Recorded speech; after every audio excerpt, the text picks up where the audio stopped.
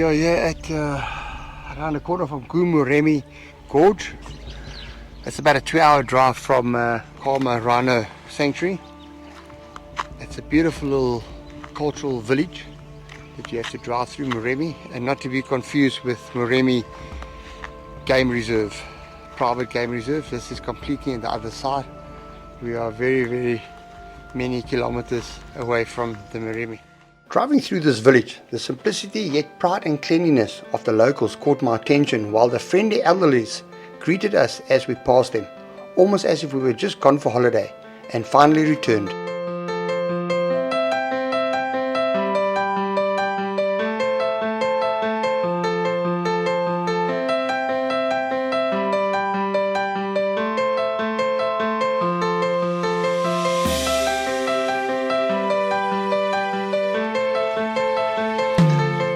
An interesting fact is getting to the manager here at the reception.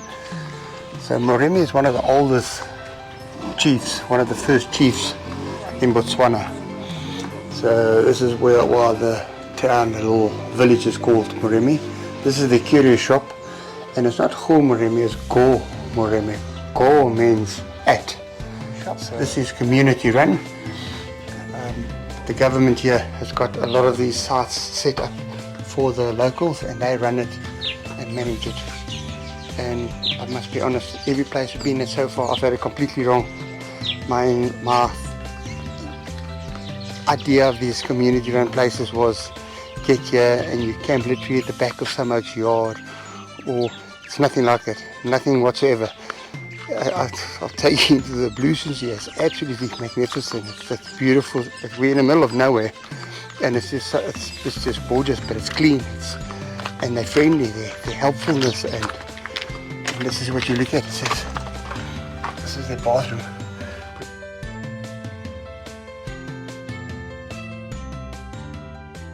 But the hike, what we want to do, is about 3.5 kilometers from here, where we'd stop and then hike up to the gorge.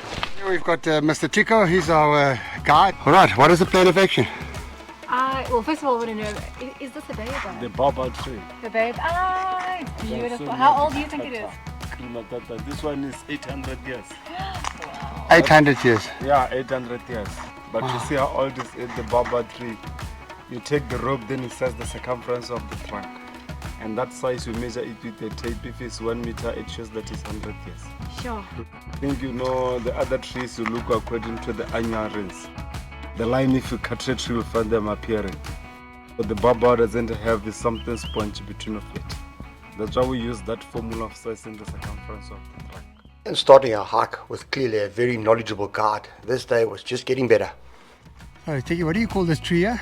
This tree here is called Kalahari apple leaf. Yeah. And where it shows that there is a lot of water, it's indicating water. Yeah, if you find 2-3 of them, you know that there is a lot of water under. This tree, we call it Rome cluster fig. Yeah. So you find it where it's always water flowing in the rocks. And the fruit of it is eatable. When it's ready, it comes red in color. Right. Yeah. But here it's difficult to find it ready because of the baboons and monkeys. They come and take it. Yeah. And there is no season of the food, whether it's winter, summer.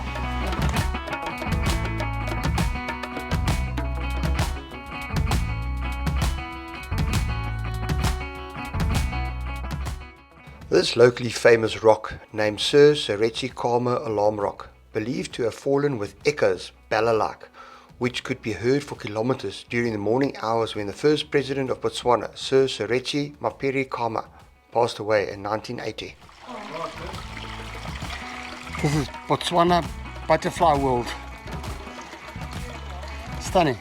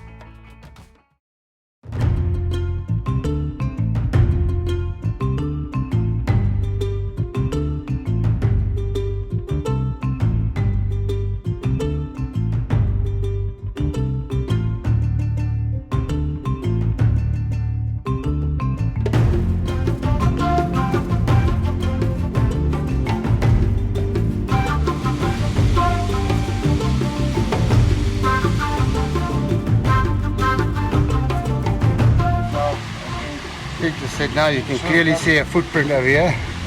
That's the previous chief, they reckon it's his footprint. You can see.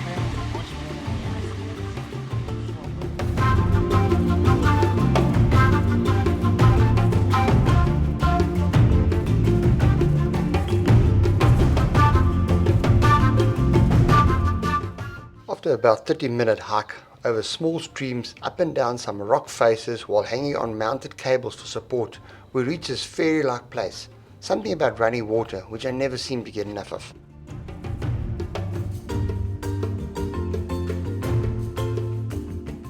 Coming down was much quicker and we had some time to take pictures with the baby baobabs and teach our guide some Afrikaans.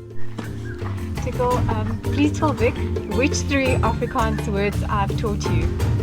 Come on, right. Yes, ma'am.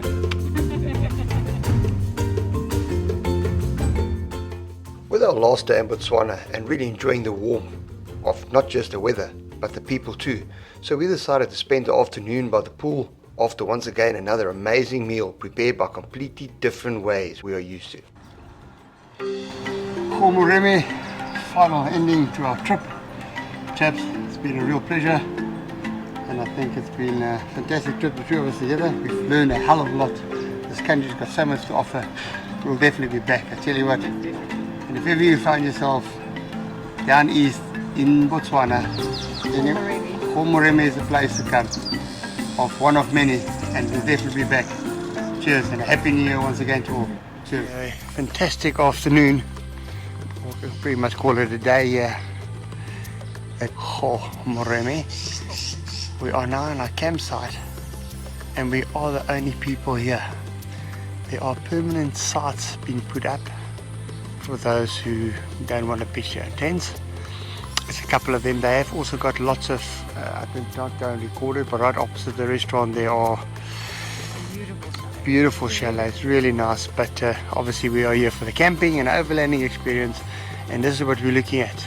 Again, this is not a professional or paid review of any campsites. We are just doing this purely for those who, if they want to come out here to come and see what it's like. This is Moremi campsite. So you've got, it's very level, it's very sandy. I think if this is, there's plenty of trees here. Keep in mind this is out of season. It is now the first week, actually it's now going to the second week of January. You have got a outside shower with plenty of hot water, electrical points and a type of tranquility I will spoil by trying to put them into words. And Moremi Gorge is definitely a destination we could stay at for a couple of days without a doubt. Walking around our last campsite for this trip in this beautiful country, I realize once again just how fortunate we are to be able to experience these wonders and creations, and not even been back home yet. My mind has been in overdrive planning our next adventure. Thanks for watching and I hope to see you guys on the gravels and in the bush or mountains very soon.